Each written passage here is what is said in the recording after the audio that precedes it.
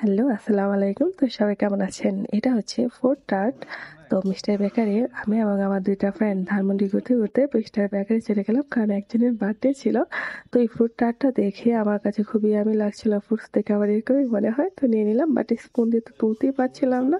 মনে হচ্ছিল হাত দিয়ে তুলে নিই। যাই হোক খুবই ইয়াম্মি ছিল, মজা ছিল এটা।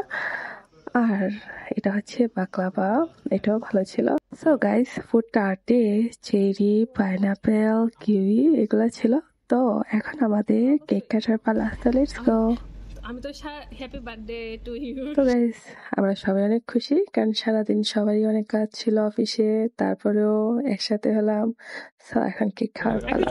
একটু ছোট করে দাও, এটা একটু ছোট কর, এই পাশ থেকে কাটেন তাহলে পুরো পাশ থেকে ভাই আর এটা একটু ছোট কর না সবাই এই পাশ থেকে কাটেন তাহলে এই পাশ থেকে কাটেন এইটা এখানে এটা আমি নেগা মাথা ডাটা লই দেগা একটা নেন একটা টুক কাটবো হ্যাঁ অল্প কাট, আমাদের অল্প কাট, সবচেয়ে ছোটটা দিবেন।